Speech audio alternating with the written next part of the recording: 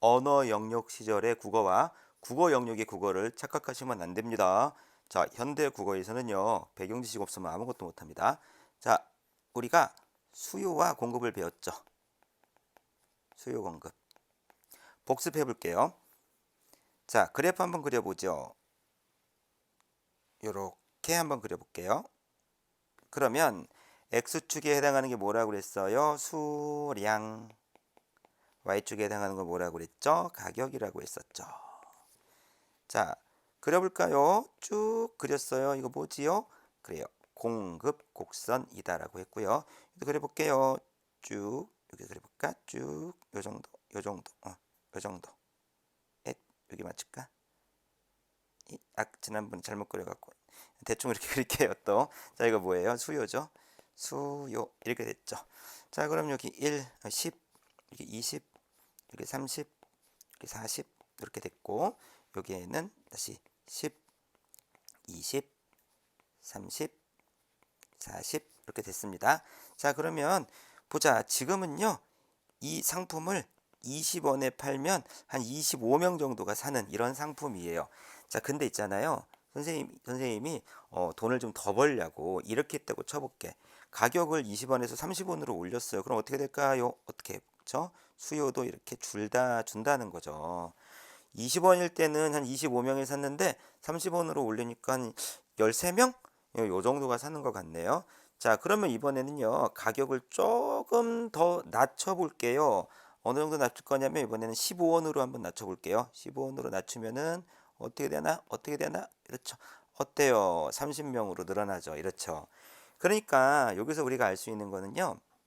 자, 가격을 높이면 당연히 수요는 줄어들고요.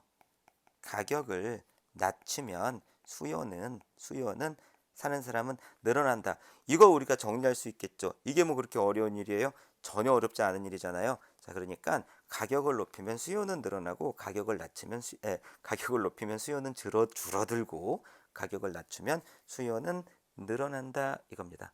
우리 애가 지금 자다가 기침을 해갖고 그 신경을 써갖고요. 예, 자꾸 딴소리를 하네.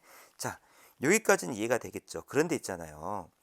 어, 최근 문제예요. 그렇게 오래된 문제는 아니었는데, 바나나 그 수입에 대한 관세에 대한 그런 문제가 나왔는데, 그 문제가 그렇게 어려운 것 같지는 않았어요. 이 부분으로 봤을 땐. 그런데 정답률이 14%가 나오더라고요. 물론 M사 기준으로. 와. 그럼 14%가 나왔다면 오지선다니까 그냥 찍어도 20%잖아. 20% 이하니까 오히려 이 개념을 우리가 몰랐다는 거죠. 근데 정확히 말하면 이 개념을 몰랐느냐? 그건 아니에요. 우리가 그렇게 바보 아니거든요.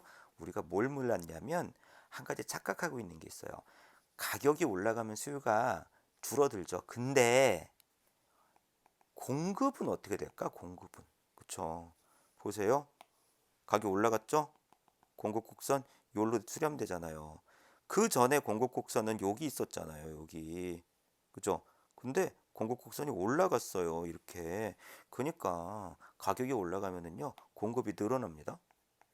그리고 가격이 떨어져요. 그럼 어떻게 되겠어요? 다 가격이 떨어졌으면 공급은 어떻게 돼요? 여기 있던 게 지금 여기 있었 여기 있었던 게 어디로 떨어졌어요? 15원으로 올리니까 떨어졌죠. 낮아졌죠. 그쵸?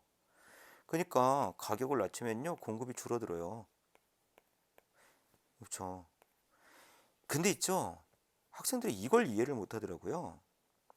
선생님 진짜 힘들었거든요. 이걸 왜 이거를 단순한 건데 이해를 못 할까? 근데 있지. 여러분들이 어느 지점에서 이해를 못 하는지 알겠더라고. 이게 어떤 거였냐면 우리가 지금 무역이라는 걸 하고 있잖아요. 근데 무역을 우리가 착각하고 있는 거예요. 무역 경쟁 아니에요. 갤럭시하고 아이폰의 경쟁 아니에요. 자, 무역이라는 건요. A 국가, B 국가 간에 이 서로가 도움을 주는 거예요. 서로가.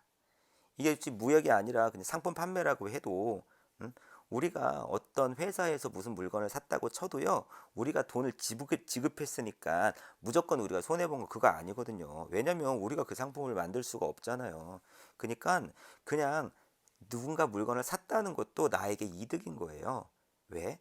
내가 만들면 돈이 더 드니까. 그래서 우리가 이 무역적으로 생각을 해야 되는데 모든 수요와 공급을 경쟁으로 생각해서 우리가 틀리는 그런 느낌이 있었어요.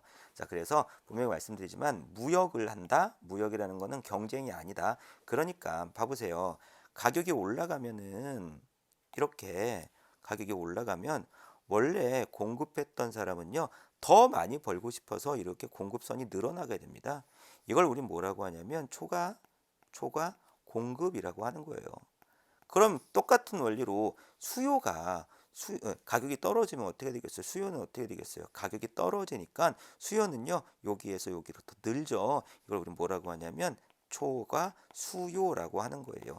이거 되게 중요한 개념이거든요. 아직 문제가 되진 않아서 이걸로 하지 않고 저는 잉여로 다시 설명을 하려고 하는 건데요. 만약에 이게 문제가 된다라고 하면 뭐 이런 것들, 뭐 분양가 상한제라든가 가격을 누르는 거, 아니면은 최저임금제라든가, 그러니까 최대한 이만큼 줘야 된다는 거, 뭐 그런 걸로 나올 수가 있겠죠. 하지만 이걸로 설명하는 것보다는 옆에 있는 표인 소비자 잉여 쪽으로 설명하는 게 훨씬 나을 것 같아요. 그래서 일단은 이 개념만 좀 잡고 갔으면 좋겠어요.